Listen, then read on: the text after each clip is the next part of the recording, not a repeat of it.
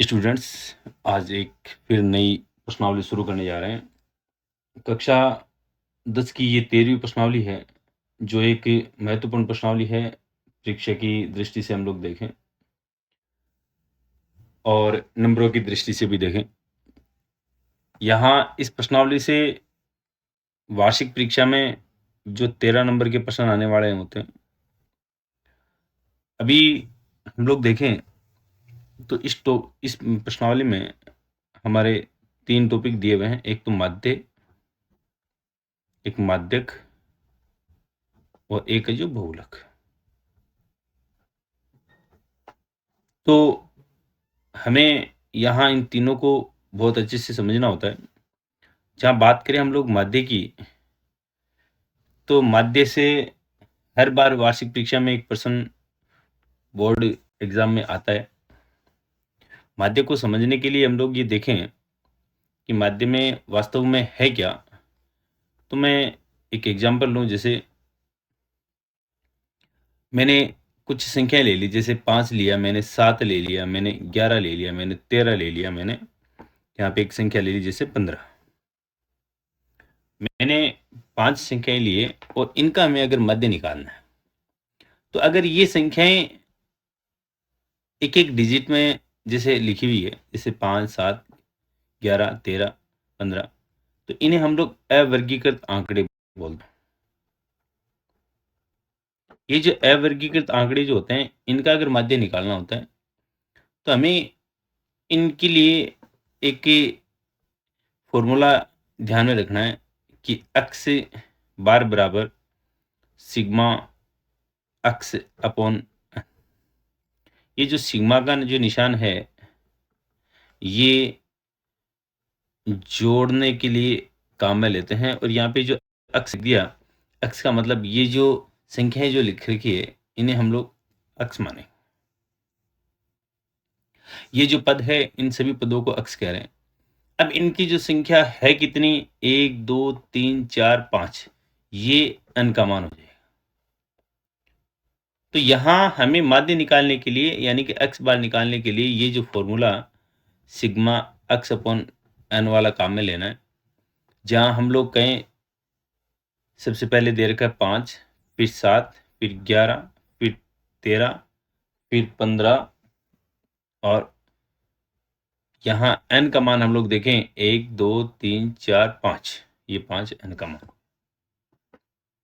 तो इन सभी संख्याओं को हम लोग जोड़ें तो 5, 3, 8, 9 और 7, 16, 16 और 5, 21, 2, 3, 4, 5,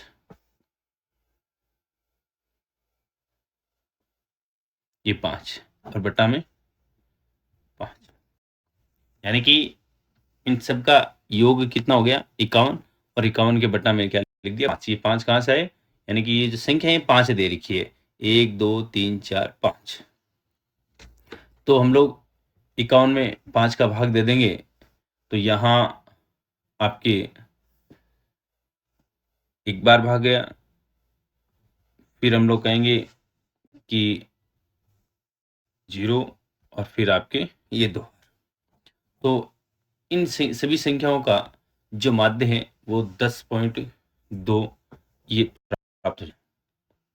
तो इसका मतलब ये हुआ कि हमें अगर माध्य निकालना है, अवर्गीकृत आंकड़े अगर दे रखे हैं, तो अवर्गीकृत आंकड़ों को हल करने के लिए हमें ये जो सूत्र काम में ले लेना है, एक्स बार बराबर सिग्मा एक्स अपॉन एन, और हमें माध्य निकाल लिया। इसी की जैसे एक उदाहरण और मैंने ले रखा है, क्या कि 4 छात्रों की सांख्यिकी में जो है प्राप्तांक के कुछ प्राप्तांक प्राप्त होते हैं, 53, 75, 42 और 70। तो इनका समांतर माध्य हमें ज्ञात करना है। अब अगर इन चारों संख्याओं का समांतर माध्य ज्ञात करना है, तो हम लोग देखें कि हमारे पास में फॉर्मूला क्या था, एक्स बार बराबर सिग्मा एक्स अपॉन एन। अब ये जो संख्याएं है कौन कौन सी, तो हम लोग लिखें 53, 75, 42 और 70 है कितनी 4। इन सबको जोड़ें तो जोड़ने के लिए 7 10 2 और 5 7 7 और 3 10 हासिल 1 12 और 7 19 19 और 5 24 बटा में 4 भाग देंगे तो हमें यहाँ पे 60 प्राप्त हो जाएगा। अर्थात इन चारों संख्याओं का जो समांतर माध्य वो क्या आ जाएगा 60। आजकल जो एबीसीडी में जो प्रश्न आते हैं वो इसी प्रकार से आते हैं, तो हम लोग इसको समझें। फिर एक और इसी प्रकार से समझना, ये एक और उदाहरण लिया मैंने कि कोई एक छात्र है जिसके गणित, फिजिक्स और केमिस्ट्री में 85, 87 और 83 अंक जो है मिले हैं। उसके इन विषयों में प्राप्तांकों का जो है हमें माध्य ज्ञात करना है। तो वही तरीका x बार बराबर सिग्मा x अपॉन n। तो यहाँ हम लोग देखें संख्याएं कौन कौन सी ली, 85, 87 और 83 है कितनी 1 2 3। तो 3 का हम लोग इसमें भाग दे देंगे। इन सभी को जोड़ें तो 10 और 5 15 हासिल 1 8 3 24 और 1 25 255 के बट्टा में कितना आ गया 3।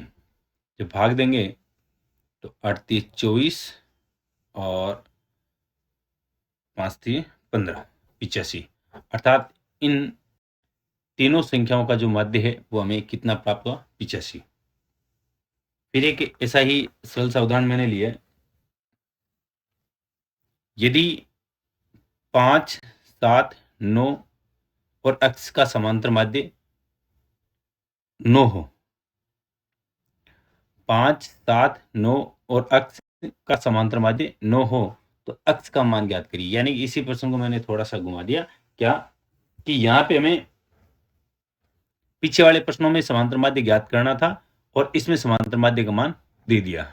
और समांतर माध्य के लिए हम लोग जो सूत्र लिख रहे थे उसी को थोड़ा सा रिपीट करें तो सिग्मा x अपॉन n। हमें इस x बार का मान 9 दे दिया और यहाँ पे हम लोग करें कि सभी संख्याओं को क्या करना है जोड़ना है। तो इसे हल करने के लिए क्या करें, इसका मान कितना है 9 सिग्मा x यानी कि क्या लिखें 5 + 7 + x और बट्टा में कितना आ जाएगा 1 2 3 और 4 4 9 बराबर की इधर है, इन सबको जोड़िए 5 और 7 12 12 और 9 21 प्लस x बट्टा में कितना 4 4 का पक्षांतरण करें ये इधर जो भाग में रहेगा तो गुणा में, तो 9 गुणा 4 बराबर 21 प्लस x 9 चौक 36 बराबर 21 प्लस x। ये प्लस में इधर आएगा तो माइनस में, तो 36 माइनस 21 बराबर x। तो यहाँ पे जो x का मान जो बच जाएगा वो 6 में से 1 गया 5 और 3 में से 2 गया आपके 1 अर्थात 15। x का मान 15 यानी कि ये जो x है इसका मान आया कितना 15। अब ये आंसर अपना सही है कि नहीं एक बार रख करके देख लीजिए। तो हम लोग ये देखें कि 5 7 9 और यहाँ पे आपके इसका मान हमने ज्ञात कर लिया कितना 15। तो इन सबको जोड़िए 5 और 7 12 12 और 9 21 21 और 15 जो आपके कितने हो जाएंगे 36। 21 और 15 कितने हो गए 36। अब 36 में अगर हम लोग किसका भाग दें 4 का तो हमारे मान क्या आएगा 9 अर्थात इसका माध्य हमें कितना दिया हुआ था 9। तो ये मैंने समांतर माध्य ज्ञात करने के कुछ उदाहरण लिए हैं और ये अवर्गीकृत आंकड़े हैं।